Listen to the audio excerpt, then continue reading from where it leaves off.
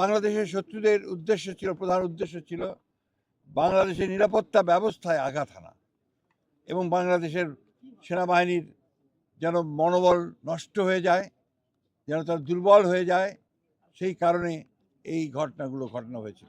2009 সালে আজকের এই দিনে বাংলাদেশের জন্যে, বাংলাদেশের সেনাবাহিনীর জন্যে একটি কালো দিন। এই দিন বাংলাদেশের শত্রুরা এবং বাংলাদেশের যে সেনাবাহিনী, সেই সেনাবাহিনীর শত্রুরা তারা চক্রান্ত করে বিডিআরে যে অভ্যুত্থান নাম করে সেনাবাহিনীর চৌকস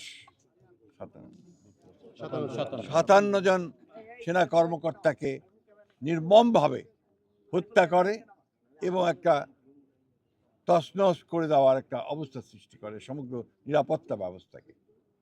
এটা বাংলাদেশের শত্রুদের উদ্দেশ্য ছিল, প্রধান উদ্দেশ্য ছিল বাংলাদেশের নিরাপত্তা ব্যবস্থায় আঘাত হানা এবং বাংলাদেশের সেনাবাহিনীর যেন মনোবল নষ্ট হয়ে যায়, যেন তার দুর্বল হয়ে যায়, সেই কারণে এই ঘটনা হয়েছিল। সবচেয়ে দুর্ভাগ্যের বিষয়, তখন যারা রাষ্ট্র ক্ষমতায় ছিলেন, হাসিনার নেতৃত্বে আওয়ামী লীগ, তারা অত্যন্ত পরিকল্পিতভাবে এই ঘটনাটির সঙ্গে যোগ সাজশ করে যথাসময়ে যথাযথ ব্যবস্থা গ্রহণ না করে তারা এই ঘটনাগুলো করতে দেন।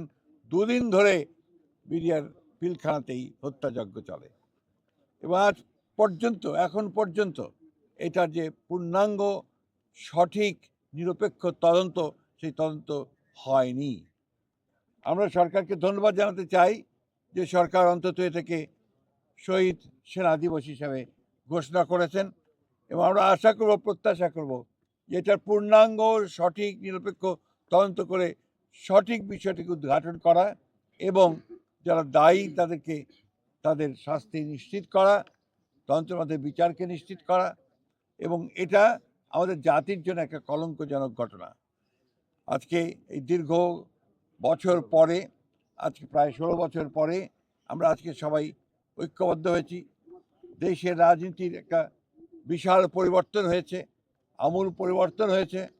বাংলাদেশের ছাত্র জনতা সেই ফ্যাসিস্ট শক্তিকে উৎখাত করে আমাদেরকে সুযোগ সৃষ্টি করে দিয়েছে আজকে একটা নতুন বাংলাদেশ নির্মাণ করবার। আজকের এই দিনে শহীদদের প্রতি আমরা গভীর শ্রদ্ধা নিবেদন করছি।